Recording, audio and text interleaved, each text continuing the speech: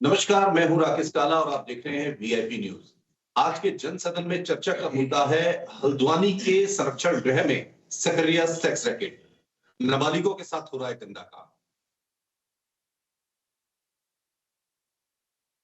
पहले उनसे रूबरू करा देते हैं। विशाल गुप्ता जी भाजपा के नेता हैं। विशाल जी, आज की इस चर्चा में आपका स्वागत है। और मंजू त्रिपाठी कांग्रेस की नेत्री हैं। मंजू जी, इस चर्चा में आपका स्वागत है। सबसे पहले प्रश्न विशाल जी, क्योंकि सत्ता में आप हैं, आपकी सरकार है, आप ही से ले लेते हैं।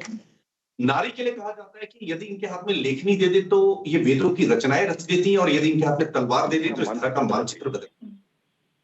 हल्द्वानी में जिस तरीके का एक खराब काम खासकर नाबालिग लड़कियों के साथ हुआ है, हालांकि दृष्टि बाधित जो लड़कियां थी, ये मामला भी ठंडा भी नहीं हुआ हल्द्वानी में, ये दूसरा मामला उजागर हो गया। हालांकि सरकार ने उनके खिलाफ सख्त से सख्त कदम उठाने का प्रयास किया है। हम बात करते हैं, अगर उनपे दो महिलाएं वहीं की उसमें संलिप्त पाई गई, 323, 328 और 376 की धारा उनमें लग जाती है। 328 की अगर हम बात करते हैं तो 10 साल का कारावास होता है। 376 की बात करते हैं तो 7 साल की सजा के साथ साथ जुर्माना भी इसमें होता है। हम 2012 निर्भया कांड की भी बात कर लेते हैं, हम अंकिता भंडारी के हत्याकांड की भी बात कर लेते हैं। विशाल जी, क्या कारण है कि क्या जो इस तरीके के लोग हैं उनके मन में सरकार का खौफ नहीं है, या वो निश्चिंत है कि क्राइम करो छूट जाएंगे, क्राइम करो मामला ठंडा हो जाएगा? लगता नहीं कि एक खौफ होना चाहिए उनके मन के अंदर कि अगर हम कोई भी गलत काम करते हैं तो सख्त से सख्त सजा मिलेगी, या इस तरीके के मामले चलते चले जाएंगे? बड़े प्रश्न यहाँ पे उठते हैं। किस तरीके से इसको वैचारिक पटल पे आप रखते हैं विशाल जी? काला जी, केंद्र में मोदी सरकार ने बहुत सख्त कानून नारी शक्तिकरण को लेकर, नारी के ऊपर अत्याचार जो हो रहे थे उसके ऊपर बहुत सख्त कानून, कठोर कानून बनाया। उम्र कैद, मौत की सजा, इतना जटिल कानून बनाने के बाद भी, क्योंकि विचार है, विचारों की लड़ाई है और विचारों के दूषितपन जो ज्यादा हो चुका है।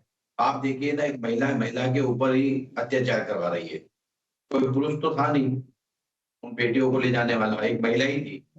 तो आज स्थिति ये हो गई। लेकिन सरकार भारतीय जनता पार्टी की है, सरकार सख्त कदम उठाएगी इसमें, और सख्त से सख्त कार्रवाई हो जिससे आगे वाले घटनाओं को रोका जा सके, ऐसी कार्रवाई हो। मैं माननीय मुख्यमंत्री जी से आपके मीडिया के माध्यम से कहना भी चाहता हूँ कि इतनी सख्त कार्रवाई होनी चाहिए कि दूसरों को इसमें आंखें है कि हाँ भाई, ऐसी कार्रवाई होती है और ऐसी घटना को अंजाम कैसे दिया जाता है। इन चीजों पे लगाम लगानी चाहिए। बिल्कुल। रुक करते हैं मंजू जी आपकी तरफ। मंजू जी, देखिए, अगर हम बात करते हैं हल्द्वानी की, हम बात करते हैं अंकिता भंडारी की, तो हमें बात 2012 में निर्भया कांड की भी करनी पड़ेगी, क्योंकि केंद्र में उस वक्त आपकी सरकार थी। हालांकि सरकार ने पॉक्सो 3/4 और पॉक्सो 16/17 पे भी उन पे मुकदमा दर्ज किया। एक कड़ी से कड़ी इसमें कार्रवाई भी होना निश्चित है, ये आप भी जानते हैं, सरकार भी जानती है, और जिन्होंने ये घटना को अंजाम दिया, ये उनको भी महसूस हो गया कि सरकार कितने सख्त कदम उठाने वाली है।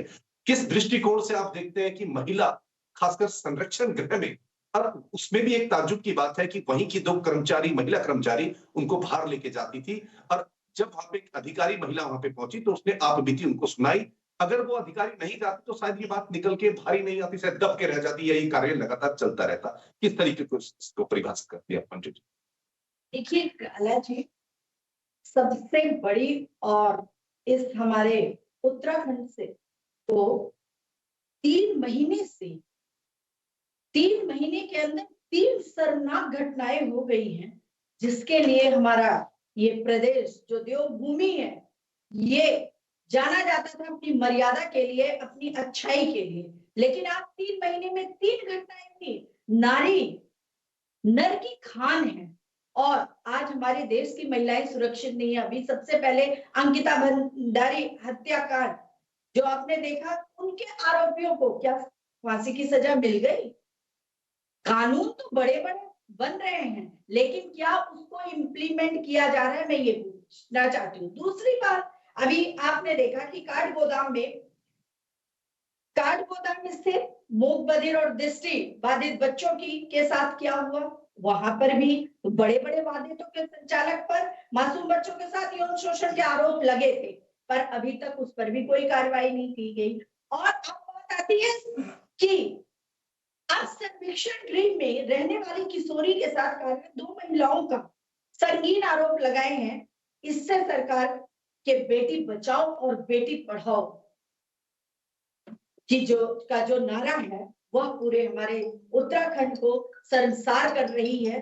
और मैं कहती हूँ कि अगर कानून बनेंगे तो सख्त से सख्त सजा क्यों नहीं सरकार देती। मैं तो कहती हूँ हैंग देम इमीडिएटली। अगर इस तरह से होता है सरेआम उनको फांसी पे लटका दिया। नारी चाहे भाजपा की हो, नारी चाहे कांग्रेस की हो, नारी की एक ही जाति है कि वह नारी है और नारी सुरक्षित होनी चाहिए। हमारा देश वीर नारियों से भरा पड़ा है। रानी लक्ष्मीबाई, सीता जी, सती अनुसुईया, इन सब लोगों से हमारा जो इतिहास है, जो हमारी जो पहचान है, इन नारियों से।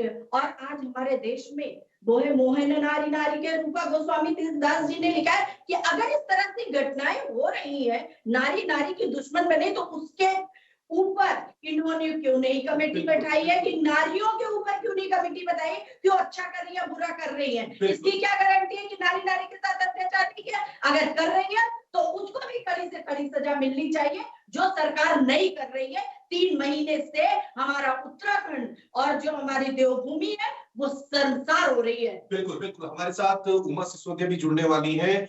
उससे पहले मैं एक प्रतिक्रिया ले लेता हूँ विशाल जी से।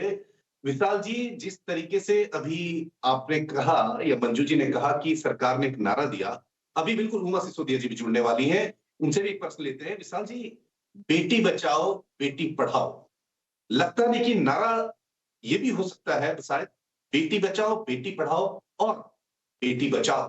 विशाल जी, अब आप ये बताइए कि केंद्र ने कोई सामाजिक योजना के अंतर्गत समाज के डेवलपमेंट के लिए, समाज के बुराई को दूर करने के लिए बेटी बचाओ बेटी पढ़ाओ का नारा दिया। आपको ध्यान होना चाहिए नारे का काम क्या, ये नारे का काम क्या हुआ। आज की तारीख में काला जी आप गुना भाग करके हर चीज का जवाब देते हैं। आप बताइए कि 2014 से पहले लिंग अनुपात क्या था और आज बेटी बचाओ बेटी पढ़ाओ के नारे के बाद जो डेवलपमेंट हुआ है, ये शोषण अत्याचार ये पहले भी था आज भी है। इनको रोकने की हर सरकार प्रयास कर रही है, उसमें मोदी सरकार बहुत बढ़ चढ़कर इसमें प्रयास कर रही है। और बेटी बचाओ बेटी पढ़ाओ का लिंग अनुपात आज बढ़ा नहीं बढ़ा, आप इसकी तुलना करिए। आप ये बताइए कि आपने बेटी बचाओ बेटी पढ़ाओ की बात नहीं है, आपने कहा है मंजू जी बेटी बचाओ बेटी पढ़ाओ, आपने कहा वो केंद्र की योजना है, वो राज्य सरकार की योजना नहीं है।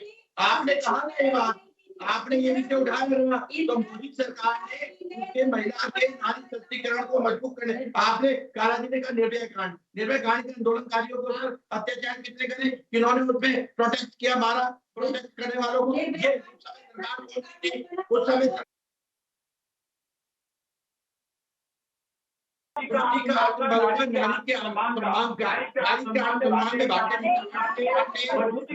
साथ काम किया है, लेकिन जहां भी घटना हो रही है महिला बिल्कुल हम बिल्कुल जुड़ रहे हैं इस वक्त उमा सिसोदिया जी से। उमा जी, आपकी चर्चा में आपका स्वागत है, प्रवक्ता है आम आदमी पार्टी से।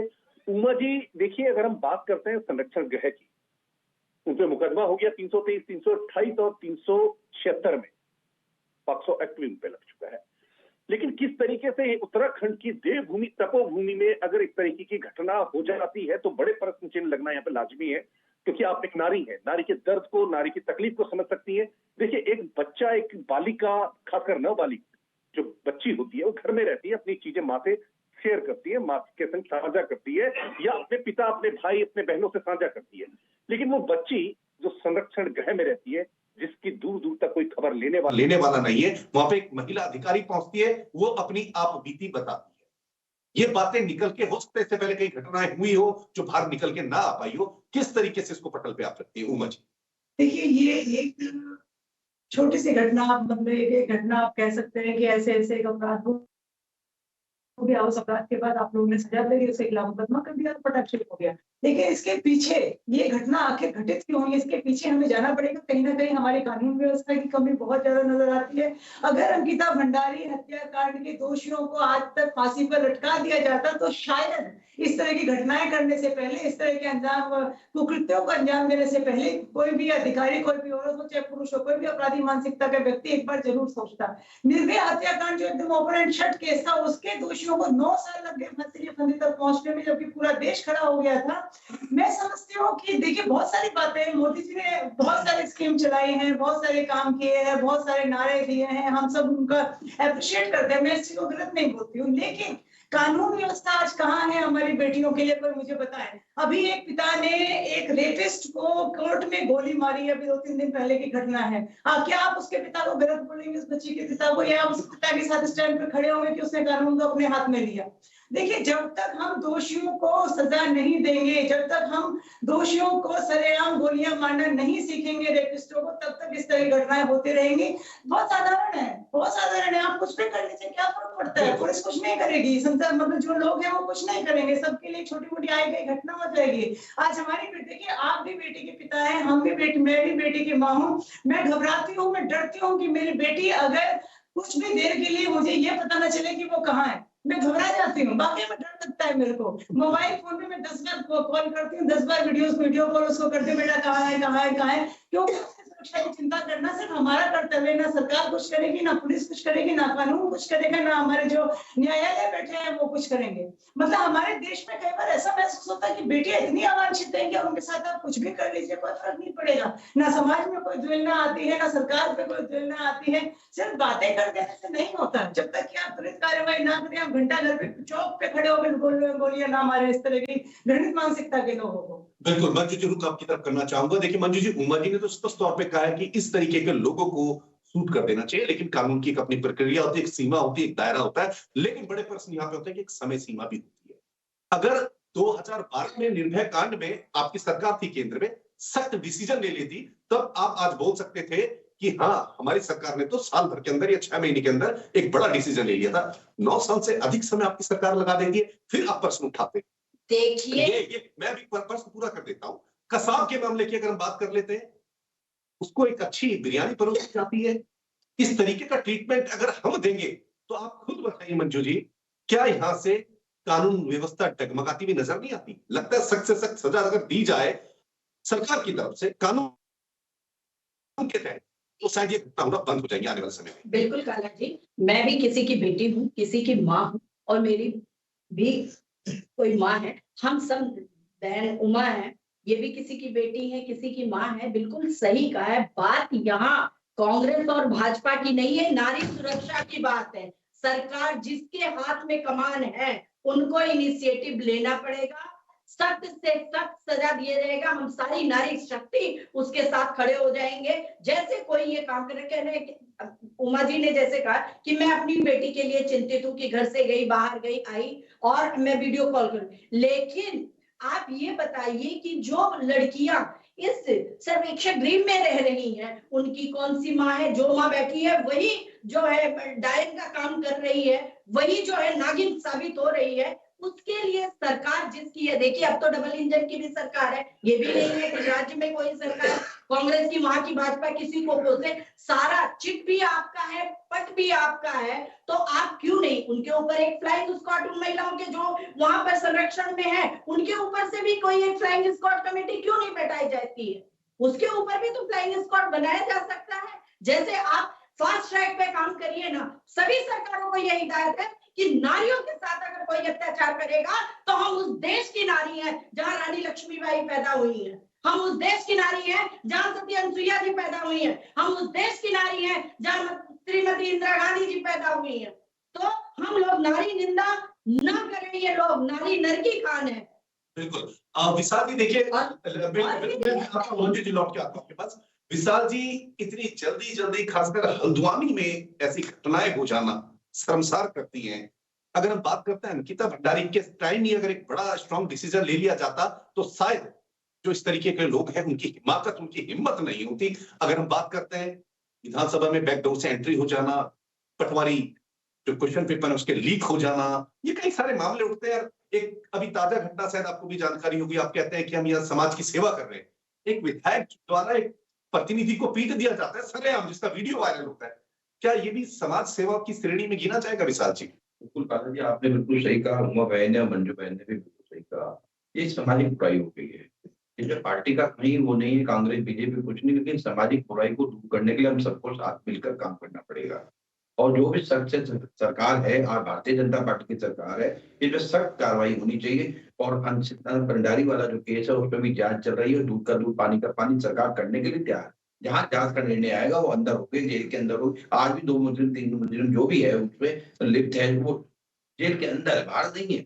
आज भी स्थिति ऐसी है, लेकिन कानून बनाना और कानून को इम्प्लीमेंट कराकर उसको मजबूती से धरातल पर लाना मोदी सरकार बहुत वचनबद्ध है लेकर आए। पॉक्सो कानून को बनाने का मतलब यही था कि सामाजिक बुराई को दूर किया जाए। बेटी बचाओ बेटी पढ़ाओ के नारे का भी मतलब यही था, उसका ध्येय ये था कि लिंग अनुपात बढ़ाकर बेटी को बढ़ाना और बेटी को पढ़ाना और बेटी को आगे तक ले जाना। हर चीज में आप देखिए, आर्मी में आरएमसी में या एनडीए में बेटियों की चिन्हित नहीं थी। आज आरएमसी में बेटी को चेंज करके फ्रंट लाइन हर चीज में देखिए, हर चीज में देखिए कि बेटियों को आगे लाने का। विशाल जी एक छोटी प्रतिक्रिया को रोकने के लिए भी। विशाल जी एक प्रश्न जोड़ देता हूँ, आपने कहा बेटी बचाओ बेटी पढ़ाओ, बेटी बचेगी तभी तो पढ़ेगी। तो पढ़ेगी। आप बिल्कुल सही कह रहे काला जी।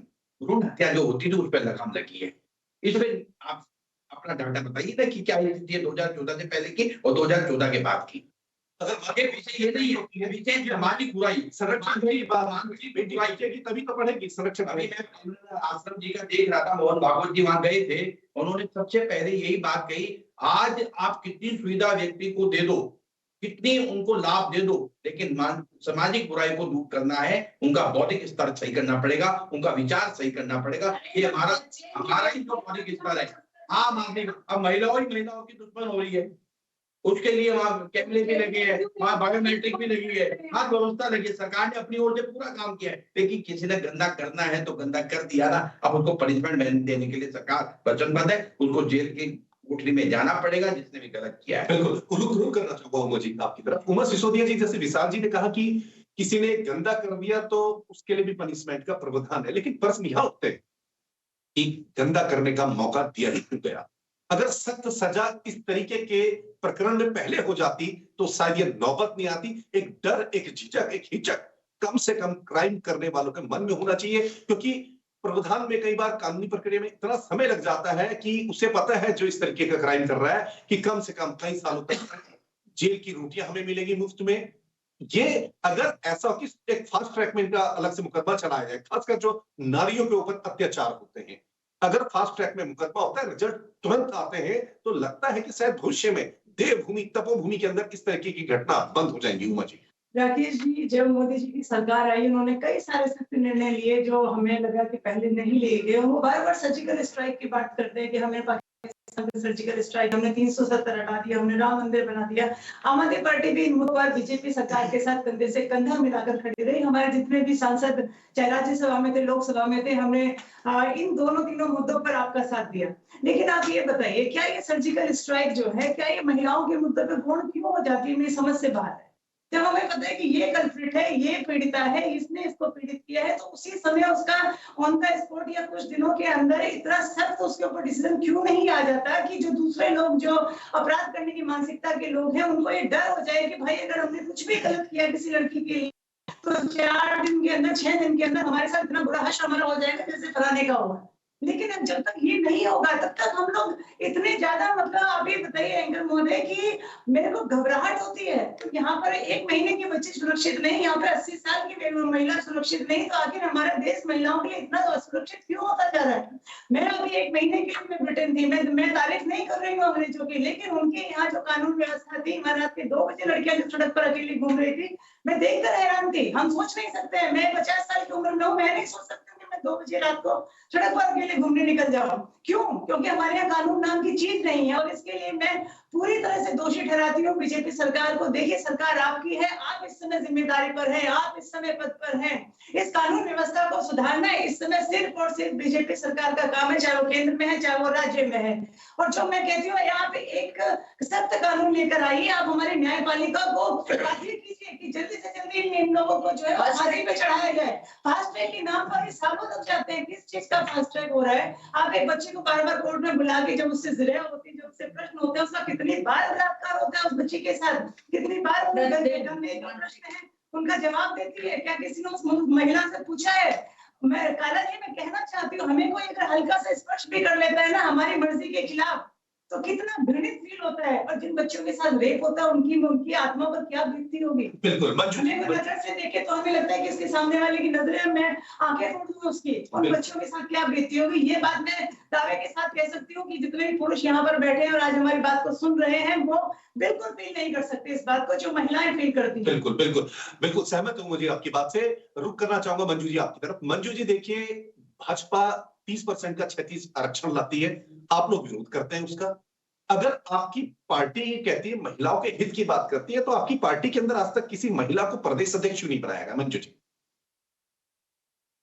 हम विरोध नहीं करते। 33% आरक्षण कांग्रेस के समय में भी लागू किया गया था, बात कही गई थी, वो उसके बाद भाजपा की गवर्नमेंट आई। हम तो कह रहे हैं, हम महिलाएं कह रहे हैं कि भाजपा सरकार अपनी कथनी और करनी में अंतर ना करे, महिलाओं के साथ न्याय करे। आपकी मैं बार बार कह रही हूँ कि डबल इंजन की सरकार है ना। मोदी जी कह के गए थे कि हमारी खाली केंद्र में सरकार है, अगर राज्य में सरकार आएगी, डबल इंजन की सरकार आएगी, तो दोनों मिलकर हम कार्य क्यों नहीं 33% आरक्षण लागू कर रहे हैं। इनकी कथनी और करनी में खाली इनकी आदत है, बड़े बड़े वादे करके चुनाव तो जीत जाते हैं, उसके बाद आप देखिए क्या होता है, बिजली के दर बढ़ाना, ये करना। पूर्ण डबल इंजन की सरकार आने के बाद ये जनता का शोषण कर रहे हैं, ये आप लोग क्यों नहीं। पहली बात। दूसरी बात ये है कि मोदी जी, जहां तक नारी सुरक्षा की बार बार बात हो रही है, कड़ी से कड़ी, सख्त से सख्त कार्रवाई है, हम महिलाएं साथ हैं। वो कहते हैं ना, उठो द्रौपदी शस्त्र उठा लो, अब गोविंद आएंगे। क्या चाहते हैं कि हम मसाले लेके और राजपुर रोड घंटा घर पे हम लोग दौड़ लगाए कि इस निकम्मी सरकार को काट फेंकने का काम है। कायदे से तो काला जी, इनके जो मुखिया हैं उन्होंने अपनी पत्नी के साथ ही न्याय नहीं किया है, बिना तलाक दिए अपनी पत्नी को छोड़ दिया है, तो ये दूसरों को क्या देंगे। पहले अपने अंदर झांक कर तो देखें। इसीलिए इनकी महिला सुरक्षा की जहां तक बात आती है, तो ये लोग अपने मुखिया से ही नहीं डर रहे कि चलिए कोई बात नहीं। अंकिता भंडारी हत्याकांड में ये भाजपा के नेता का बेटा शामिल हुआ, अगर उसी समय ये रोल मॉडल बन जाते ना, उसको फांसी के फंदे पे लटका के, हम भी इनके पीछे हो लेते कि चलिए ये सरकार डबल इंजन की सरकार है, हमारे हित में आई है, हम भी इनके लिए ताली बजाते। लेकिन ये इनकी कथनी और करनी में अंतर है, ये कहते कुछ है और करते कुछ है। यत् नारेस्तु पूजन्ते रमन्ते तत्र देवता, इसको भी इन्होंने शर्मसार कर दिया है। ये देवभूमि कलंकित हो गई है और कुछ भी नहीं है। आज हम सभी महिलाओं में आक्रोश है, और ना ये लोग ना भूले कि एक नहीं दो मात्राएं नर से भारी नारी आज भी है। बिल्कुल। अब विशाल जी देखिए, जिस तरीके की घटनाएं होती चली जा रही हैं, इससे पूर्व की भी हम पहले की भी बात करें, आप ही की पार्टी के एक विधायक जो उत्तराखंड की जनता को अपशब्द कह जाते हैं, कहीं ना कहीं ये चिंता का विषय है, शर्मसार करने वाला विषय है।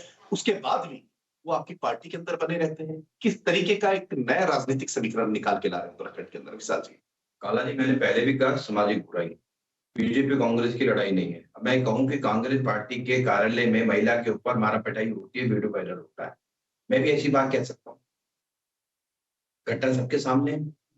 और कांग्रेस राज में भगवान जी की सरकार रही हो, हरीश रावत जी की सरकार रही हो, नरेंद्र तिवारी जी की सरकार रही हो, रघुनाथ जी तो अब आपकी पार्टी में मैंने सरकार की बात करी है, ना कि व्यक्ति की बात करी है। व्यक्ति के बाद मैंने मेरी बात को, आप मेरी टिप्पणी को देखिए ना, मैंने सरकार की बात करी, ना कि व्यक्ति की बात करी है। आप नरेंद्र तिवारी जी सरकार, कांग्रेस की जब जब सरकारें रही है, आप पहले के पन्ने उठा के देखिए, घटना नहीं हुई। अब मैं उठाऊं एक एक मुद्दा, पीछे ये नहीं है, पीछे मंजू जी, मैंने आपकी बात सुनी ना, मेरी भी सुनो ना आराम से। निर्भया कांड हुआ था, जो प्रोटेक्ट कर रहे थे उन पर लाठीचार्ज किसने किया था? कौन सी सरकार थी केंद्र में? कोई लाठीचार्ज नहीं हुआ। ये सब गवर्नर को मेरे बोलने दे, ये आज की बात नहीं है, मेरे सामने नहीं है। हमें ऐसे कांड, उत्तराखंड के कांड, सुन लो ना पहले मेरी बात, मंजू जी सुन लो ना, मैंने आपको बीच में रोका क्या? जवाब आप सुनो ना, आप जवाब देना। इसलिए नारी अत्याचार को रोकने का है, कोई भी सरकार हो, वो नहीं चाहती कि मेरी सरकार की बदनामी हो। जिस व्यक्ति ने करा उसकी मानसिक स्थिति क्या है, क्या उसके विचार है, उन्हें ऐसे घृणित विचार काम क्यों किया, उसको पनिशमेंट मिलेगी, सरकार उसका काम करेगी। लेकिन आप बार बार ये चीजें ना उठा के जाओ। अरे कोई भी सरकार, राजस्थान में बीजेपी की सरकार आई है, राजस्थान में कितने अत्याचार महिलाओं के ऊपर है। मैं सवाई माधोपुर राजस्थान में रहा हूँ 1 महीना, मैं एक पन्ना उठा के दिखाऊंगा आपको कि कितनी छोटी छोटी बच्चों के साथ अत्याचार हुए, कितने बलात्कार हुए कांग्रेस की सरकार में। विषय ये नहीं है।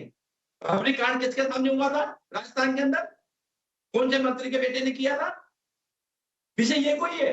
विषय सामाजिक बुराई में सबको साथ मिलकर लड़ाई लड़नी है। नारी के अत्याचार को रोकने के लिए, नारी को मजबूती देने के लिए सख्त से सख्त कानून, अब 3 कानून बदले नहीं बदले मोदी सरकार ने। क्या कमियां थी उन कानून के अंदर? उन कमियों को फर्स्ट ट्रैक के ऊपर लाने के लिए कि जो कमियां थी उसको दूर करने का काम किया, 3 कानून को बदलने का काम। ऐसे धीरे धीरे सारे स्टेप लिए जा रहे। पॉक्सो कानून बनाने का मकसद भी यही था। और कितने केस है काला जी बताइए ना, टाटा के था पॉक्सो कानून जब से लागू हुआ है कितने केस अंदर है बताइए ना इस पे। लेकिन लगाम लगाना, सख्त कार्रवाई करना और पनिशमेंट देकर उसको सूट करना, बोलने में बड़ा। अभी आम पार्टी की सरकार दिल्ली में चल रही है। आप बताइए मोहल्ले के अंदर लड़की को कैसे मारा जाता है, नाली में घुसेड़ कर उसको गोलियां और चक्कू से उसमें वार किया जाता है।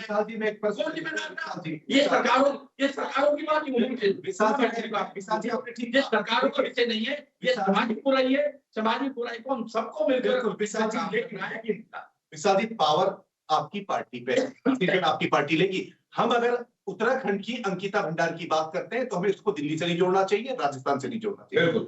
हम बात करते हैं हल्द्वानी के संरक्षण गृह की घटना की बात, आप कहते हैं समाज को मिलकर काम करना चाहिए, लेकिन पावर आप समाज को देंगे? आप पावर दीजिए फिर समाज को, डिसीजन कौन लेगा, कानून को आदेश कौन देगा? भाई अधिकारियों का सरकार देगी, सरकार अपना काम करेगी, सरकार उस पर जांच बैठाएगी, जो दोषी होगा वो अंदर जाएगा। सरकार कहां रुक रही है? सरकार के मंत्री ने कोई ऐसा जवाब दिया है क्या जो आपको लगा कि सरकार इसमें काम नहीं कर रही है? अंकिता भंडारी में क्या कहेंगे? केस चल रहा है ना, इसमें दूध का दूध पानी का पानी होने ना। जो मुजरिम है, जो आरोपित है, जो अभी केस उस पर आरोपित नहीं हो पाया, जब केस कानून अपना फाइनल डिसीजन लेगा जब उसको फांसी की सजा देगा। बिल्कुल आपने कभी आरोपित सिद्ध नहीं हुआ, इसमें कब केस चलेगा, कब चार्जशीट बनेगी, कब, ये तो देखो आपको मिलना ही पड़ेगा ना। बिल्कुल उमा जी प्रश्न आपसे ले लेता हूँ। देखिए कई बार जटिल प्रक्रिया होती है, सालों साल लग जाते हैं। अगर किसी पे जमीन का केस चल रहा है कम से कम 50 से 60 साल कई बार लग जाते हैं, वो जटिल होती है प्रक्रिया। हालांकि कानून को सब मानते हैं, मानना भी चाहिए। आईपीसी की धारा की अगर हम बात करते हैं 323, 328, 376 उमा जी उनके ऊपर लग चुकी है। हालांकि सरकार ने अपना काम किया है। वो धाराएं ऐसी है कि जिसमें सख्त से सख्त सजा मिलना तय है। खासकर पॉक्सो की अगर हम बात करते हैं उसमें कम से कम 7 साल से पहले व्यक्ति बाहर नहीं आएगा। 7 साल में अगर वो महिला 40 से 50 साल के बीच में है तो एक बुढ़ापे में उधार निकलती में नजर आती है। सरकार कहीं ना कहीं अपना प्रयास कर रही है उमा जी, फिर संशय किस बात का? देखिए संशय सिर्फ वही पैदा होता है जब हम इनका इतिहास देखते हैं। मैं फिर कहूंगी इस समय पूरे देश में अभी सेमीफाइनल हुआ है, हमारा चुनाव में 4 राज्य में बीजेपी की सरकार आई है। मैं बधाई देती हूँ, पूरे देश का भरोसा इनके ऊपर है, जनता का भरोसा इनके ऊपर है। महिलाओं ने वोट दिया होगा, 50% आबादी महिलाओं की है, तभी आप लोग यहाँ तक पहुंचे हैं। ऐसा नहीं है कि आप बिना किसी के महिलाओं के सहयोग के आप लोगों ने इतनी बड़ी सत्ता हासिल कर ली। लेकिन आपका इतिहास क्या रहा है वो आपका फ्यूचर बताएगा। अभी तक भी इतने रेप केसेस हिंदुस्तान में हो चुके हैं पिछले 10 सालों में। मैं कांग्रेस की बात नहीं कर रही हूँ क्योंकि कांग्रेस ने शायद उस लेवल पे काम नहीं किया, इसलिए जनता ने उनको विपक्ष में बैठा रखा है। मैं फिर आम आदमी पार्टी को भी बोलूंगी 3.5% वोट हमें इसीलिए मिला क्योंकि हम जनता की उम्मीदों पर खड़े नहीं उतरे। सबको पहले अपने गिरेबान में झांकना है, हम भी देख रहे हैं। लेकिन आज बीजेपी के ऊपर जनता का भरोसा है, महिलाओं का भरोसा है, तो इस भरोसे को बनाए रखने के लिए इनका कर्तव्य बहुत ज्यादा हो जाता है। मैं फिर कहूंगी कि आज आप सत्ता में हैं, मैं उम्मीद से आप ही की तरफ देख रही हूँ, मैं उम्मीद से अपनी पार्टी के नेताओं की तरफ नहीं देख रहा हूँ क्योंकि वो भी आम है, वो कहीं मंत्री नहीं है, हमारी पार्टी का मुख्यमंत्री नहीं है। अगर हमारी पार्टी का मुख्यमंत्री उत्तराखंड में होता तब तक शायद मैं उनके कपड़े फाड़ चुकी होती। लेकिन मेरी उम्मीद आपसे है, मेरी उम्मीद आज बीजेपी से है, मेरी उम्मीद आज धामी से है। इसलिए एक महिला होने के नाते मैं अपनी उम्मीद अपने प्रदेश के मुख्यमंत्री से करूंगी कि वो आज इस तरह की जो घटनाएं उत्तराखंड में हो रही हैं उन घटनाओं पर वो संज्ञान लें और त्वरित कार्रवाई करें। ये कहना कि कोर्ट अपना काम कर रहे हैं, पुलिस अपने काम कर रही है, मैं इस बात को बिल्कुल नहीं मानती हूँ क्योंकि मोदी जी ने वो सख्त फैसले लिए हैं जो हमें लगता था कि कभी ले ही नहीं पाएंगे। मैं मोदी जी का फिर कहूंगी कि सर्जिकल स्ट्राइक उन्होंने की, मैं तारीफ करती हूँ, तो वो सर्जिकल स्ट्राइक इन महिलाओं के ऊपर जो अत्याचार होते हैं वहां दिखाई क्यों नहीं देती है? वहां क्यों नहीं आप सर्जिकल स्ट्राइक करते? क्यों नहीं वहीं जल्दी से जल्दी इन अपराधियों को आप सजा देते? वहां पर आप कानून क्यों ले आते हैं? जो सर्जिकल स्ट्राइक करते हुए आप लोगों ने किसी अंतर्राष्ट्रीय कानून का पालन नहीं किया, और मैं सैल्यूट करती हूँ कि नहीं किया, लेकिन यहाँ पर आप कानूनों का पालन करने के लिए सीधी सी बात है कि आप अपना पल्ला झाड़ने की कोशिश में है। आप अपनी नाकामी को कानून की प्रक्रियाओं के पीछे, जो पुलिस का जो केस है, जो उनका जो तरीका है, रवैया है, उसके पीछे छुपाने की कोशिश करते हैं। आप लोग कर सकते हैं, लेकिन जा रहे क्यों? महिलाओं के ऊपर होते हुए अत्याचार बीजेपी को दिखाई नहीं देते, और मुझे लगता है शायद पूरे पुरुष समाज को दिखाई नहीं देते। आप लोग नहीं समझ सकते काला जी कि कितनी घृणित वो स्थिति होती है जब कोई पुरुष आपको हाथ लगाता है, और उस बच्ची के ऊपर क्या बीतती हो, तो सारी जिंदगी के लिए मानसिक रूप से बीमार हो चुकी होगी वो बच्ची, वो जिंदगी भर नहीं बोल सकती कि उसके साथ क्या घटना हुई है। और जितने भी पुरुष यहाँ पर बैठे हो मेरी बात को सुन रहे हैं, मैं दावे के साथ कह सकती हूँ कि आप लोग उस समय की जो मानसिक स्थिति उसका आप लोग फील भी नहीं कर सकते। तो धामी जी को मैं सिर्फ ये कहना चाहती हूँ आपके चैनल के माध्यम से, युवा मुख्यमंत्री हैं, पूरे प्रदेश की शान है, हम लोगों के अभिभावक हैं, तो ऐसी घटनाओं में उनको त्वरित रूप से आगे आना चाहिए, उस महिला से, उस बच्ची से मिलना चाहिए, उस बच्ची के एजुकेशन, उस बच्ची के आगे जो मनोवैज्ञानिक जो चिकित्सा उसकी होनी है, उस बच्ची को सारी चीजें मुहैया करानी चाहिए, उस बच्ची के लिए एक अच्छी नौकरी का प्रबंध अभी से करना चाहिए, कि उसको एक अच्छा माहौल दिया जाए कि वो बच्ची वहां से निकले, उसका पूरा आगे तक का खर्चा, क्योंकि अनाथ बच्ची है, उसका आगे तक का खर्चा सरकार को उठाना चाहिए, और उसके दोषियों को रूप से सजा देनी चाहिए, ताकि आने वाले जो दूसरे दोषी जो बनने की कोशिश में उन लोगों को पता हो कि धामी जी यहाँ पर हैं, तो वो इतने सख्त हो सकते हैं कि आप लोग अपराध करने से बचें। बिल्कुल मंजू जी, देखिए आपके बड़े नेताओं पे भी नारी उत्पीड़न के कई बार मामले लग चुके हैं, आरोप लग चुके हैं, और कुछ पे तो सिद्ध भी हो चुके हैं। अगर हम बात करें, आपको लगता नहीं कि हल्द्वानी की घटना प्रशासन ने बड़ी तेजी से पकड़ी है? सरकार का डर रहा होगा उनके ऊपर, या इसको दूसरे नजरिए से भी देख सकते हैं कि सरकार इतनी एक्टिव है कि इस तरीके की घटना को उजागर कर दिया। हो सकता है जब आपकी सरकार रही हो, इससे 4 गुना मामले रहे हो जो उजागर ही नहीं हुए। इसको इस दृष्टिकोण से भी तो देख सकते हैं मंजू जी। देखिए काला जी, ये बात ये नहीं है कि हमारी सरकार, इनकी सरकार, जैसे उमा जी ने कहा कि इस समय इस प्रदेश के मुखिया जो है, जनादेश ने उनको बैठाया है, माननीय मुख्यमंत्री श्री पुष्कर सिंह धामी जी को, उनसे पूरे राज्य की महिलाओं को उम्मीद है कि वो कुछ एक्शन ले, क्योंकि वो इस प्रदेश के मुखिया है और उनको डिसीजन लेना पड़ेगा। मैं कहती हूँ कि आज अगर मुख्यमंत्री जी सख्त से सख्त कार्रवाई करने के लिए एक कदम बढ़ाएंगे, तो इस उत्तराखंड की हम सारे, चाहे पक्ष हो चाहे विपक्ष हो, सभी महिलाएं उनके कंधे से कंधा मिलाकर उनका सहयोग करेंगे, चाहे जहां भी हमें जाना पड़े हम जाएंगे। धामी जी को फ्लाइंग स्क्वाड बनाए, हर पार्टी की एक महिलाओं को शामिल करें, जिससे कल किसी नारी के साथ अत्याचार हो तो किसी का मुंह न रहे कि धामी जी को कुछ कह सके। लेकिन इस तरह से कानून बनाने के लिए सोचना पड़ेगा, उस स्तर पे जाना पड़ेगा, जैसे उमा जी ने कहा अभी कि उस लड़की की मानसिक स्थिति क्या होगी, और जहां तक बात है उसका प्रोटेक्शन क्या होगा, भविष्य उसका कैसा होगा, कल से वो डरे नहीं, समाज में अपना मुंह दिखाने में डरे नहीं, उसके लिए सख्त से सख्त जो है सिक्योरिटी होनी चाहिए। और क्या नौकरी की बात है, कुछ भी हो उसको सेफ साइड, उसके लिए क्या सोचा जा रहा है, और इनको क्या, जहां तक निर्भया हत्याकांड की बात है, राहुल गांधी जी ने उसके भाई को, निर्भया के भाई को कॉमर्शियल पायलट बनाया, उसके पेरेंट्स ने उनको धन्यवाद भी किया पत्र लिख के कि उन्होंने, तो इस तरह से कदम हो। पहली बात। दूसरी बात, हम सभी महिलाएं जब धामी जी के साथ कंधे से कंधा मिलाकर चलने को तैयार है, तो वो सख्त से, अगर आज धामी जी एक हमारे रोल मॉडल बने हैं कि जो भी महिलाओं की तरफ आंखों उठाकर उत्तराखंड में देखेगा, इन्वेस्टर समिट में अगर पहला राज्य बन सकता है, तो फांसी देने में क्यों नहीं हमारा राज्य पहला बन सकता है, क्यों उत्तराखंड मिसाल बन सकता है। ये तो देवभूमि है कि महिलाओं की तरफ कोई आंख उठा के देखेगा कि धामी सरकार है, डरो भैया, धामी सरकार है, धामी जी की सरकार। मैं मोदी जी की भी बात नहीं कर रही हूँ। बिल्कुल विशाल जी, देखिए बिल्कुल स्पष्ट तौर पे मंजू जी ने कहा है कि हमारा राज्य क्यों नहीं बन सकता कि इस तरह की घटना देने वालों को सीधा फांसी दी जाए। आप लोग धाकड़ धामी का नारा देते हैं, कार्य बहुत बेहतर कर रहे हैं, इसमें कोई दो राय नहीं। लगता नहीं कि एक एग्जाम्पल सेट करने की जरूरत है। यूनिफॉर्म सिविल कोड पे हम बिना, बिल्कुल आपकी पार्टी, आपकी सरकार सीना तान के कहती है कि पहला राज्य है, लगता नहीं कि इसके लिए भी पहला राज्य होना चाहिए। विशाल जी बिल्कुल सही है काला जी, मंजू जी ने भी अपना विषय दिया, उमा जी ने भी दिया। मैं भी बार बार कह रहा हूँ, सब कानून होने चाहिए। धामी सरकार मजबूत सरकार है, और मोदी जी ने कहा भी है कि 21वीं सदी का जो उत्तराखंड का दशक हुआ, उत्तराखंड का होगा, तो ये ऐसा दशक ऐसे नहीं बनेगा इसमें महिला की सुरक्षा, युवाओं को रोजगार, ये सारी नीतियों पे काम हो रहा है और धामी सरकार इसमें कदम से कदम बढ़ाकर आगे बढ़ रही है और मुझे लगता है कि इस पर दूध का दूध, पानी का पानी होगा। नारी अत्याचार को रोकने में धामी सरकार मजबूती से आगे बढ़ेगी। बिल्कुल। उपमा जी, आपने कहा था कि नारियों पे अत्याचार नहीं होना चाहिए, लेकिन अगर हम आपके पूर्व प्रभारी की बात करते हैं, वो तो खुद नारी पे अत्याचार करते थे। किस तरीके से पटल पे इसको रखेंगे आप? देखिए, बहुत सारी घटनाएं राजनीतिक रूप से होती हैं। मैं फिर कहना चाहूंगी कि बहुत सारी घटनाएं जो हैं वो राजनीतिक विद्वेष के कारण भी हो सकती है। एक टाइम था जब हमारी पहली सरकार बनी थी दिल्ली में, तो हर तीसरे दिन किसी न किसी के ऊपर महिला आरोप लगा रही थी। आज वो अचानक खत्म हो गया। आज मैं अपनी पार्टी के लोगों की बात कर रही हूँ। कभी किसी के ऊपर आरोप लग रहा था, उसमें मोहनिया जी के भी ऊपर आरोप लगा, उसमें दूसरे जो तमाम नेता थे उनके ऊपर भी किसी महिला ने आरोप लगाया कि इन्होंने हमारा शोषण किया। अचानक वो आरोप लगने बंद हो गए।